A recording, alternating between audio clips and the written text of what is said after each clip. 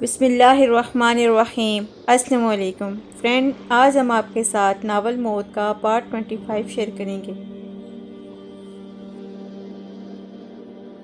وہ تیزی سے اس کی طرف آئی۔ رات کہاں تھے تم؟ میں ساری رات تمہارا انتظار کرتی رہی، اس نے غصے سے کہا۔ اس نے اپنا ناشتہ کرنا جاری رکھا اور سکون سے کہا، میں نے تمہیں نہیں کہا تھا کہ میرا انتظار کرو؟ ہماری شادی کی پہلی رات تھی، تم کیسے اس طرح اسے برباد کر سکتے ہو؟ میں اس شادی کو نہیں مانتا، یہ صرف ایک زبردستی کا رشتہ ہے۔ میرے نزدیک اس رشتے کا کوئی اہمیت نہیں۔ میں تمہاری بیوی ہوں شہریار، تم سب کے سامنے مجھے نکاح کر کے لائے ہو، تو میں کب اس بات سے انکار کر رہا ہوں؟ شہریار نے اس کے سرخ پڑتے چہرے کی طرف دیکھا۔ تم ایک ایسا ڈول ہو جسے زبردستی گلے میں ڈال دیا جاتا ہے۔ میں نے تمہیں پہلے بھی کہا تھا کہ تم کبھی مجھے نہیں پا سکو گی۔ یہ فضول کے سوالات کر کے میری زندگی عذاب مت کرنا۔ میں آفس کے لیے جا رہا ہوں، ہٹو آگے سے۔ وہ اسے گھورتی ہوئی کھڑی رہی اور شہریار نے اٹھ کر بازوؤں سے پکڑ کر اسے پرے دھکیلا اور جانے کے لیے آگے بڑھ گیا۔ شہریار، میں تم سے وعدہ کرتی ہوں تم آج کی رات مکمل طور پر میری دسترس میں ہوگے۔ جیت تو میں تمہیں چکی ہوں، آج میں تمہیں فتح بھی کر لوں گی۔ یاد رکھنا، آج کی رات تم مکمل میرے ہوگے، وہ چیخ کر بولی تھی۔ شہریار نے پلٹ کر اسے دیکھا اور کہا، ایسے دعوے اور وعدے مت کرو کہ بعد میں تمہیں پچھتانا پڑے۔ آج کی رات کے بعد پچھتاؤ گے تم، جب تمہارا غرور کرچے کرچی ہوگا۔ شہریار اسے گھورتا ہوا باہر نکل گیا اور وہ تلملا کر رہ گئی۔ تارا باجی نے عبد الرحمن کو روشنی کے بارے میں آدھی ادھوری کہانی بتا دی تھی، کیونکہ روشنی کی کھوج کے لیے یہ ضروری تھا کہ وہ اسے اس کے بارے میں سب کچھ بتا دیتی، اور عبد الرحمن سب جان کر بہت حیران ہوا تھا اور اسے دکھ ہوا تھا کہ روشنی 3 سالوں سے کتنی مشکل زندگی گزارتی رہی ہے، اور روشنی کے اس طرح اچانک غائب ہونے نے تو اسے اور بھی زیادہ حیران اور پریشان کر دیا تھا۔ سوچ سوچ کر تھک گیا تھا کہ آخر روشنی گئی تو گئی کہاں؟ یا تو وہ اپنی مرضی سے عبد الرحمن کے ڈر سے کہیں بھاگ گئی تھی، یا پھر اسے سچ میں اغوا کر لیا گیا تھا۔ اگر وہ کہیں اپنی مرضی سے جاتی تو وہ اپنی بیٹی کو کیوں چھوڑ کر جاتی؟ کم از کم وہ اسے تو لے کر جاتی۔ اتنی سخت دل تو وہ نہیں ہو سکتی تھی۔ اور گارڈز کا کہنا بھی یہی تھا کہ انہوں نے روشنی کے حلیے کی کسی عورت کو باہر آتے نہیں دیکھا تھا۔ اب ایک ہی بات ہو سکتی تھی، اور وہ تھی روشنی کا اغوا۔ ہاں، شاید اسے ہمارے ہی گھر سے کوئی اغوا کر کے لے گیا ہے، مگر کیوں، کیسے، کون، کہاں؟ یہاں آ کر سب سوالوں کے کمنٹ ٹوٹ جاتی تھی۔ سوچتے سوچتے اس کے ذہن میں ایک سوچ آئی اور وہ اچھل پڑا، کہیں یہ شازل کی تو حرکت نہیں، کہیں روشنی اس کا تو نشانہ نہیں بن گئی؟ اسے 2 دن پہلے سادے کی کال آئی تھی، عبد الرحمن صاحب یہ آپ لوگ اچھا نہیں کر رہے ہیں، آپ معاہدے کے تحت نہیں چل رہے۔ شازل صاحب نے 1 مہینے میں 6 لڑکیوں کے ایکسپورٹ کا ایگریمنٹ سائن کیا تھا، مگر ابھی تک آرڈر ریسیو نہیں ہوا ہے۔ یہ معاہدے کی خلاف ورزی ہے، اس کا خمیازہ بہت برا ہو سکتا ہے۔ معاہدہ آپ کے ساتھ شازل نے کیا ہے صادق صاحب، میں نے نہیں، اور میرے شازل کی کمپنی سے یا اس کے کسی بھی ایگریمنٹ سے کوئی واسطہ نہیں ہے، اس لیے آپ مجھے کال نہ کیا کریں تو بہتر ہے۔ اس نے یہ کہتے ہوئے فون بند کر دیا، اور آج اسے لگ رہا تھا کہ جیسے صادق کا آرڈر مکمل کرنے کے لیے ہی اس نے روشنی کو اغوا کیا ہے، کیونکہ کوئی بھی آرڈر اسی وجہ سے ایکسپورٹ نہیں ہوتا کہ مال پورا نہیں ہو پاتا۔ او گاڈ، یہ کیسے ہو سکتا ہے؟ یہ نہیں ہونا چاہیے تھا۔ میں کیسے روشنی کو ڈھونڈوں گا؟ اس نے جلدی سے شازل کو کال ملائی، مگر اس کا نمبر بند جا رہا تھا۔ اس نے مسلسل اسے کئی نمبرز پر ٹرائی کیا، مگر جواب وصول نہیں ہوا۔ نہیں، مجھے شازل کا کھوج لگانا ہے۔ اس کے دل میں اس معاملے میں کوئی رحم نہیں ہے۔ وہ روشنی کو سچ میں شیخ کے پاس بھیج دے گا۔ او گاڈ، میں کیا کروں؟ یہ کیسے ہو گیا؟ کیسے روشنی شازل کے ہاتھ لگ گئی؟ کیسے وہ اس حد تک پہنچا اور گاڑی لے کر گھر سے باہر نکل آیا؟ اسے شازل کو اس کے تمام ٹھکانوں پر تلاش کرنا تھا، ورنہ دیر ہو سکتی تھی۔ وہ روشنی کو ہمیشہ کے لیے کھو سکتے تھے۔ اس نے ناشتے سے فارغ ہو کر شازل کو کال ملائی اور ہاں شازل کیسے ہے؟ ٹھیک ہے، کہاں رکھا ہوا ہے اسے؟ عبد الرحمن بول، جب جان جائے گا کہ وہ روشنی کے اغوا میں تمہارا ہاتھ ہے، تمہیں محتاط رہنا ہوگا۔ وہ تمہیں ٹریس کرنے کی کوشش کرے گا۔ ٹھیک ہے، اچھا میں ابھی پہنچتی ہوں۔ ہاں، دل کے کچھ ارمان نکالنے ہیں۔ Okay, bye. وہ شازل کے پاس جا رہی تھی کہ علاقہ تھوڑا غیر آباد تھا۔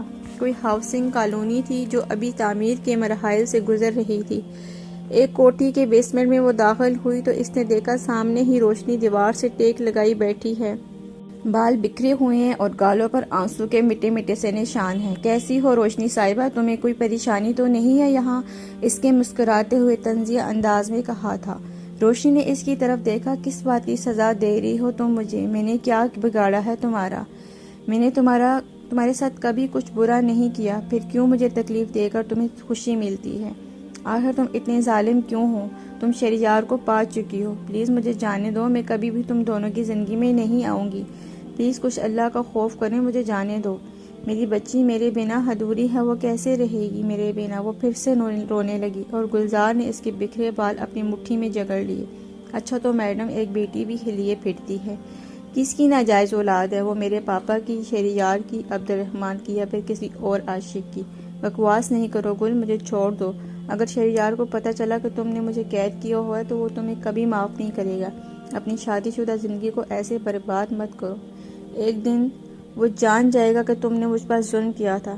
اس دن وہ تم سے شدید نفرت کرے گا. روشنی نے روتے ہوئے کہا تھا، اور اس کی اس بات پر گلزار کو جیسے آگ لگ گئی.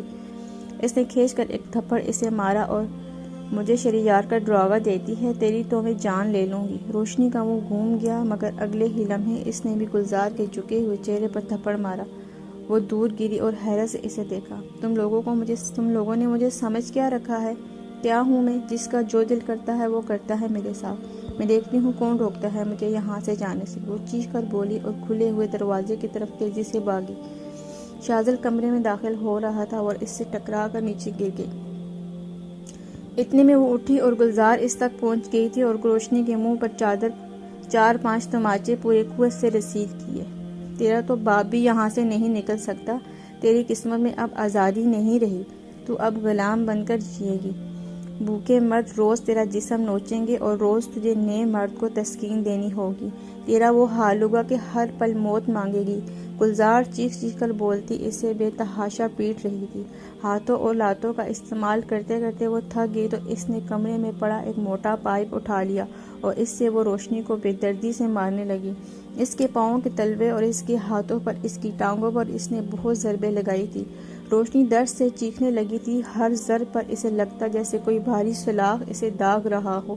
اس کا نازک بدن کانپنے لگا تھا، لرزنے لگا تھا. وہ درد کی تاب نہ لاتے ہوئے بے ہوش ہونے لگی تھی. بس کرو گل، ہوش میں آؤ. شاذل نے کھینچ کر اسے روشنی سے دور کیا اور پائپ لے کر پھینک دیا. وہ اچھل اچھل کر جا رہی تھی. چھوڑ دو مجھے شاذل، میں آج دیکھتی ہوں اسے کیسے یہ میرے شہریار کا نام بھی اپنی زبان پر لیتی ہے، کیسے یہ اس کی زندگی میں رہ کر اسے تڑپا سکتی ہے. چھوڑو، میں آج سے اسے جان سے مار دوں گی. گلزار، ہوش کرو کچھ، شاذل نے چیخ کر کہا اور اس پر جھٹک گیا. اس کا جنون کچھ کم ہوا اور آنکھوں میں خون اترا ہوا تھا. پاگل ہو گئی ہو کیا؟ بھول گئی ہو کہ ہمیں اسے شیخ کو بھجوانا ہے، اپنا آرڈر پورا کرنا ہے. ایسے ہی اسے مارتی رہو گی تو اس کی ہڈی پسلی ٹوٹ جائے گی یا یہ مر جائے گی. شیخ ٹوٹا ہوا مال نہیں لیتا. کیا یہ نہیں جانتی تم؟ یہ سب بار میں گیا شیخ اور شیخ کا مال. مجھے اسے قتل کرنا ہے بس. گلزار، بس کرو اب یہ بکواس. تم اسے جان سے مار کر اسے آسان سزا دے دو گی. یہ اس کے لیے بہت آسان موت ہوگی. پل بھر میں یہ درد و غم سے بیگانہ ہو جائے گی. ہر احساس ختم ہو جائے گا. ہم اسے شیخ کو بیچ کر بہت بھیانک سزا دیں گے. یہ ہر روز ہر پل مرے گی. ہر روز اسے موت نصیب ہوگی. تم سمجھتی کیوں نہیں ہو؟ شاذل نے اسے سمجھایا اور یہ سب سن کر اسے کچھ قرار آیا. ٹھیک، مگر اسے جتنی جلدی ہو سکے دفع کرو یہاں سے، ورنہ میں اسے مار کر دم لوں گی. وہ کہتی ہوئی چلی گئی تھی اور روشنی بے ہوش پڑی تھی.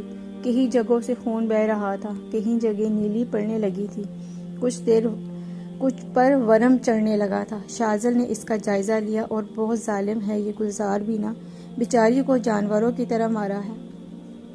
وہ بڑبڑاتا